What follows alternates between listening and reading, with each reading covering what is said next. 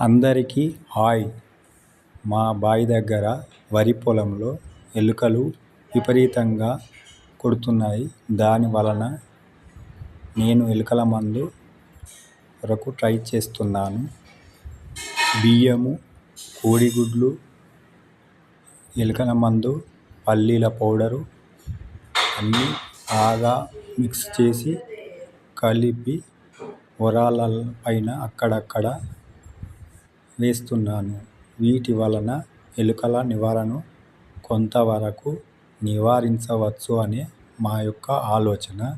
ఇది నచ్చితే మీరు కూడా ఒకవేళ ట్రై చేయవచ్చు.